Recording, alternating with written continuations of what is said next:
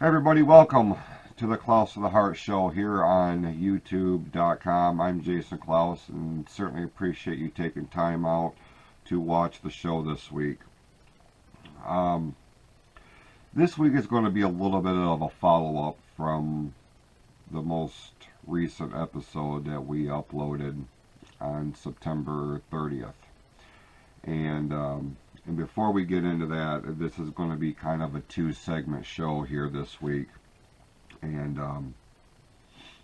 the first thing I want to tackle is, something that universally we all deal with in at some point in our lives. Some perhaps more than others, all depending on what all is going on with our lives and everything like that.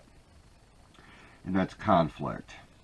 And at some point in our lives, we all deal with conflict. It's inevitable. Um, as much as we would like to have this perfect existence where nothing can go wrong, we know at the end of the day that that is not a possibility. There's always going to be some sort of controversy. There's going to be some sort of issues. There's going to be conflict in our lives with our friends, with our families, with colleagues, with coworkers, and it's there's nothing really that you can do about it. The only thing that we can do about it is, are we putting our best foot forward when we find ourselves in the midst of a disagreement, in the midst of a conflict, and are we doing everything that we can to try to resolve that for the betterment of the parties involved? Now, all depending on what the severity of the conflict is will determine as to um, how one moves forward from that particular time stamp in our lives. Because it could be something as minor as you have a fundamental disagreement on what you believe in versus what your friend believes in, or in this day and age, at this point in our lives, a lot of conflict. And anybody that goes on social media, you can see, there is a great conflict just based solely on what presidential candidate you may support, and the heated arguments that can stem from it. That's just one example, though. A lot of times these conflicts that come into play, they really, it starts to become a real serious issue, because especially in an environment when you're dealing with people that you see all the time or you work with all the time, you have some sort of regular correspondence with. And when an argument ensues or a disagreement happens, or in a lot of cases miscommunication comes into play, it can really have a damning effect on how the people in the conflict move forward. I've always maintained that a lot of times, more often than not, that a lack of communication will alter what winds up ultimately happening with a particular friendship, relationship, business partnership, whatever the case may be. I find that if people are wholeheartedly invested in trying to find some sort of resolution, that if you're able to sit down and air out your grievances and air out your concerns, your feelings, and it's being wholeheartedly listened to instead of trying to talk over top one another in an effort to make your point known. A give and take, conversation more often than not will resolve a lot of those ill feelings. Now, that is certainly not across the board. And there are a lot of times where a conflict is so deep rooted that there is no point of return. There is no reconciliation that's going to erase the level of the hurt feelings or the feelings of disrespect or anything like this. When you are involved in something like this, a lot of times it's just better for all parties involved to, for the lack of better terms, wash your hands of the situation and the people in it. And I can understand that. I've been there myself. I have been embroiled in different episodes of drama and controversy and conflict that at the end of the day, no matter what was said or what was done, it's not going to erase those feelings of animosity, those feelings of hurt, those feelings of disappointment. But then too, I'm a guy that's always believed that as long as there's some sort of healthy conversation going on, that there can be some sort of resolution, even if it's just to agree to disagree and everybody moves on with their lives. And at no point during the future will your paths ever cross again. I get that. I'm also somebody that likes to try to play peacemaker in some regards, because we all know, our experiences and, the things that we go through dictate who and what we are as a person and how we deal with these certain situations. And if I see that there might be a shred of hope, I've always maintained that, I'll listen to just about anybody. I will listen to what you have to say. I will give you your opportunity to present your case. And, sometimes good comes out of it and sometimes it does not, but you are allotted that opportunity. Not everybody has that capability, and I can totally understand that. I can totally appreciate that, because that level of ill feelings under the different umbrellas, the disappointment, the hurt, the heartbreak, the whole 9 yards, is so deep rooted that people just cannot let it go. I guess that's the wrong term. It's associated with the situation, and in order for them to move on with their lives and to focus on what they prefer to focus on, sometimes that means leaving that conflict and the people in it to the wayside. It's no longer something that's going to be at the forefront. It's now become a distant memory. I don't, and I've gone through this myself. There have been times where I have been in a situation to where I just, I've been attacked, or I've been crucified, I've been criticized, I've been whatever, and you're just not going to change those people's minds. And there are people that I have kind of shunned away from me, because I have decided that at the end of the day, this individual no longer is a contributor to my overall happiness. And we, we have to make that decision ourselves. We can't let outside influences, dictate how we progress with our lives.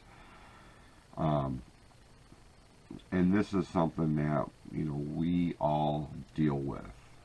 Different levels and different circumstances. There is no manual or handbook that tells you that this is the perfect way to handle each and every situation. Um,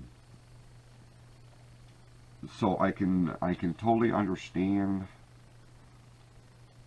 a lot of when people reach that point to where it becomes an impasse and they just they're done. But if there's a shred, if there is a glimmer, if there is a sliver of hope for a conversation to take place, if for nothing else to clear the air, to kind of spark something that would result in at least a conversation, then I'm going to explore that. And if we go down that rabbit hole and we wound up coming back out and it doesn't change the situation, well, the attempt was made.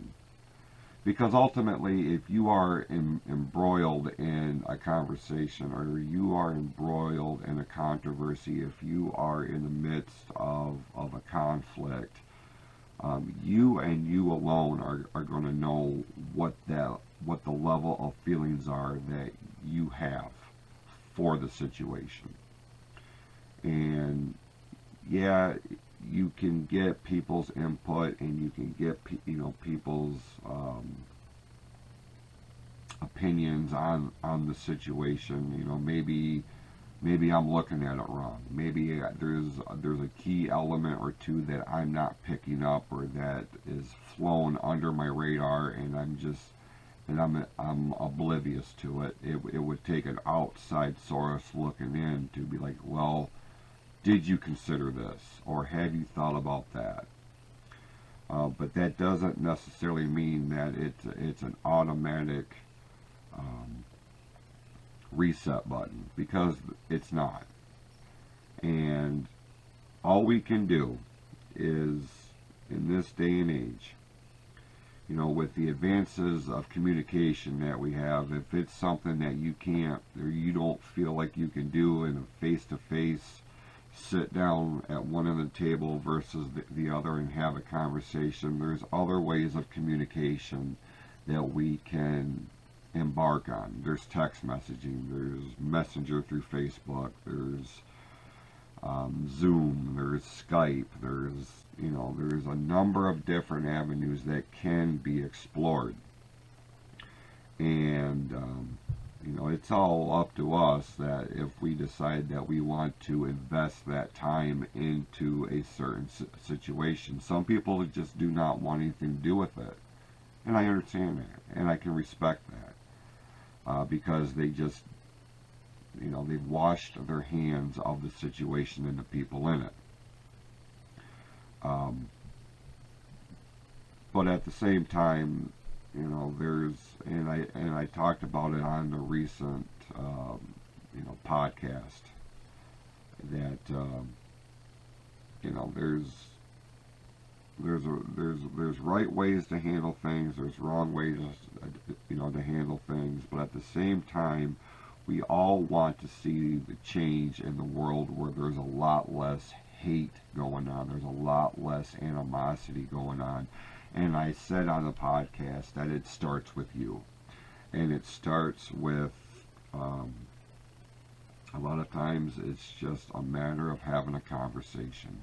For everybody to have ample opportunity to air out their feelings, their grievances, their issues, whatever the case may be. And actually for the other party to actually just shut their mouth, open their ears, and listen to what's happening. Not like the bullshit that you saw at the presidential debate last week, which was nothing short of a shit show. And I mean, we can all agree on that for the most part. You know, there will be some people that don't see it that way, and it is what it is. But I firmly believe that a lot of times, more often than not, and there are going to be cases, there are going to be situations, I've alluded to it, a little bit ago, that it's just not going to happen. But you don't know unless you try. You don't know unless you give a person an opportunity to try to correct some wrongs. And a lot of times, it could be an underlying thing, an underlying contributor that we may not be aware of because it wasn't properly illustrated or it wasn't properly verbalized. And to that, I would say, sometimes you just gotta bite the bullet and just for your own peace of mind, for your own knowing, is this something that can be rectified? And if it can't, it can't. But at least you know, and you know wholeheartedly. But at the end of the day, you know yourself better than anybody else, and you know what you're feeling, and you know what you think, and you know what you want your end result to be. But in a day and age when a lot of the world is looking for resolution, and we are looking for a world with less controversy, with less conflict, sometimes it starts with us. And it starts with an actual conversation. Just a couple of quick thoughts here, and we're going to take a quick break here on the show, and when we come back, we're going to do a follow-up, more of a deep dive follow-up into the last episode of the Close to the Heart show, and I'm going to do some shameless plugs. So with that, we'll be right back with more of Close to the Heart here on YouTube.com. We certainly appreciate you taking time out to watch the Close to the Heart show here on YouTube. But don't forget, the Close to the Heart podcast. Every Tuesday, a new episode drops at midnight on the Anchor.fm app, or a half an hour later, you can catch it on Spotify. Don't miss a single episode. It's audio adrenaline. It's the Close to the Heart podcast.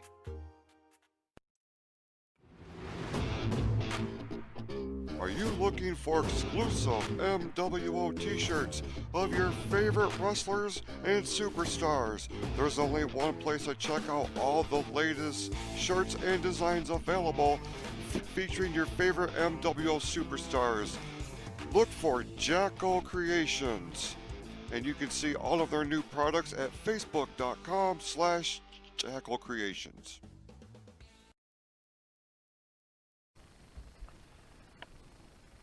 Welcome back to Close to the Heart here on YouTube.com. Certainly appreciate you sticking around this week to give the show a watch. And this final segment this week,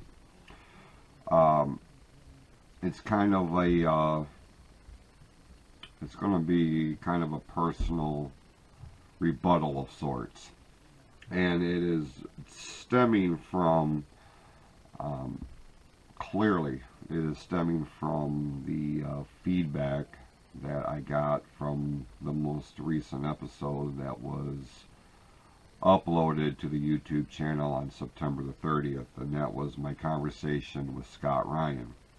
Now, I knew going into that episode and filming that episode that it was going to generate some degree of controversy. It was going to generate conversation. It was going to generate a lot of feelings one way or the other. And when you do a show like this, when you give a platform like this, as the producer of the show, I have a responsibility to present a show that is as fair as possible. Now, with that being said, Um, the sole purpose of that episode was to give Scott a platform to try to correct some wrongs that he deemed that needed to be addressed in relation to many controversies that have been associated with his name. Now, um, because of that, the show wound up running about an hour and a half or something like that. The conversations that he and I had actually lasted way beyond that. The problem was it wasn't recorded. It was a personal kind of conversation between he and I. And I have no doubt that, um, you know, that Scott is in a place in his life now which is totally different than where he was at 2 years ago. That he wanted to have this avenue to kind of reach out and own up to some of the things that he felt he handled poorly, as did I. What was presented on the YouTube channel was pretty much a one-sided thing. It was him kind of, stating his case, for the lack of a better term. With that and the way it was presented, there wasn't a lot of, like, I had the opportunity to fire back, and I had the opportunity to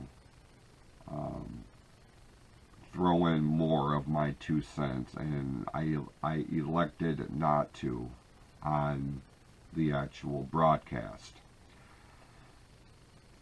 Because I went that route with it, I wound up hurting people's feelings.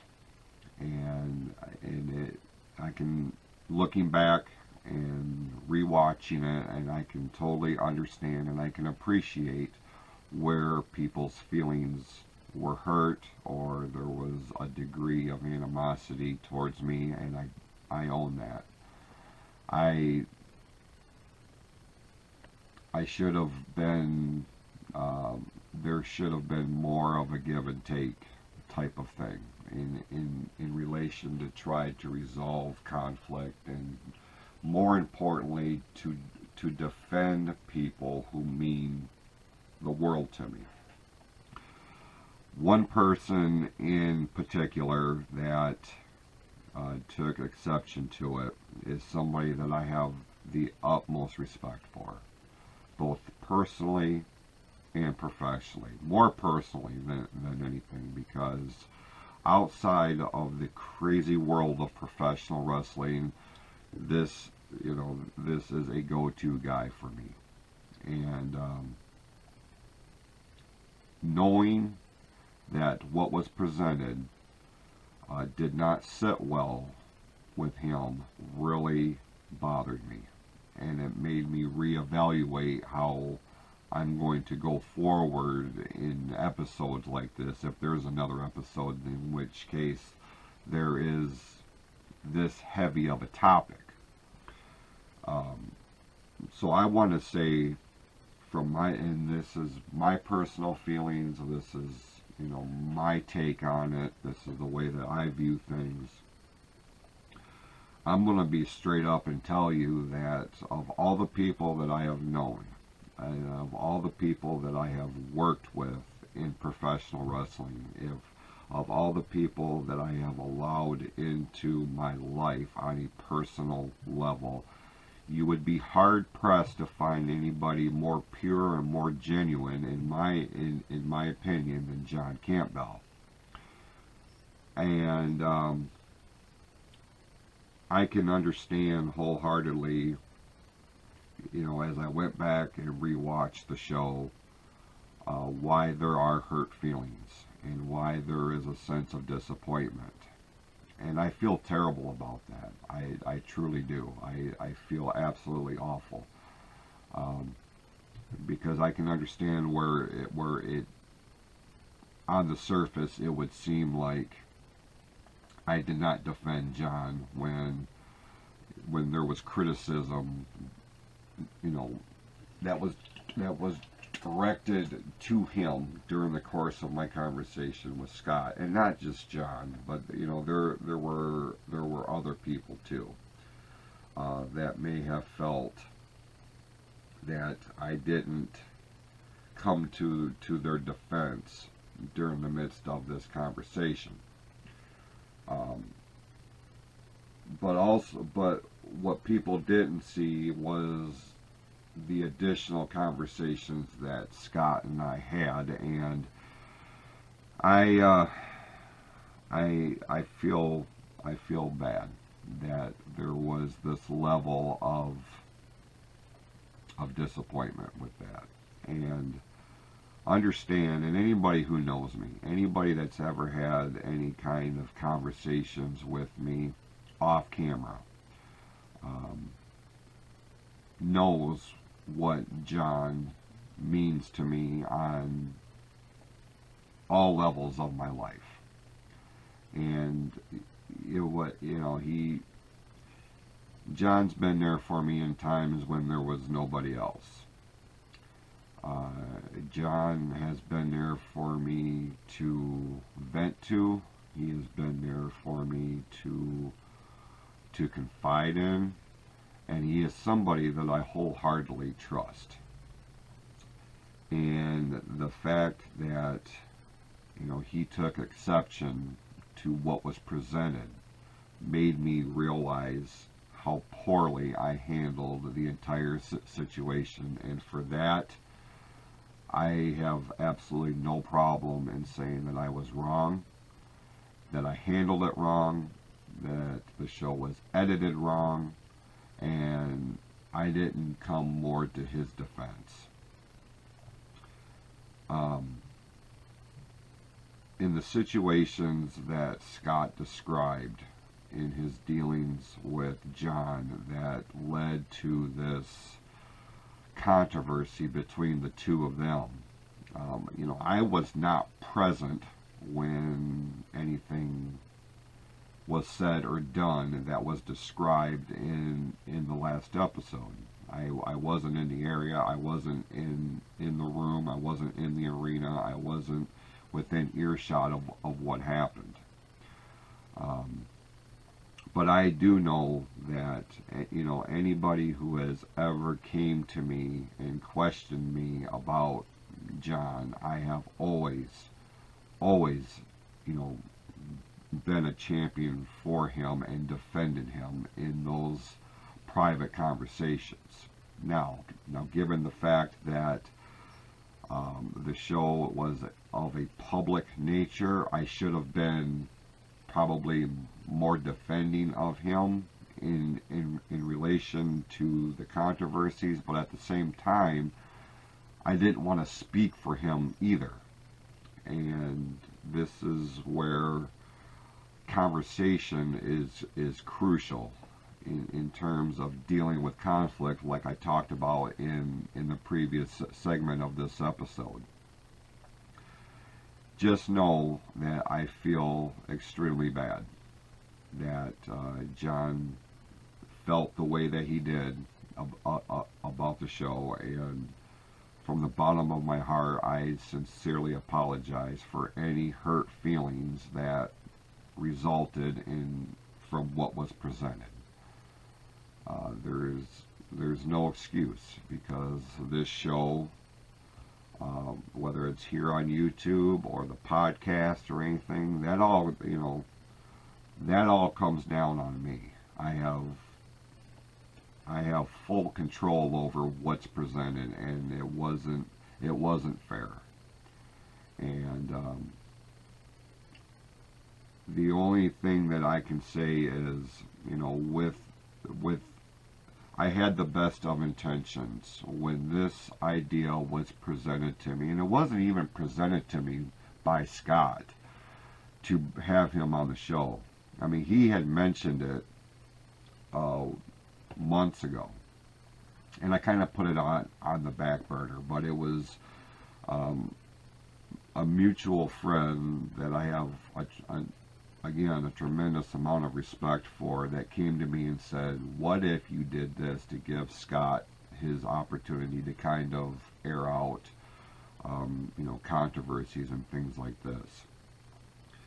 Um, my intention was, if nothing else, it was an avenue that could possibly start the road of communication in some way, shape, or form. And I realize that, when you given the nature of the conflict, that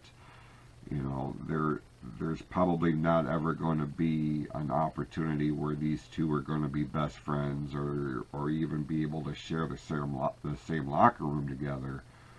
But I felt like it was important that Scott had an opportunity to correct some wrongs. And I think in some regards that he was very honest, and I know without a shadow of a doubt that it was not easy for him to come on here and to have the type of conversation that he did, to own up to a lot of the things that were handled pretty poorly.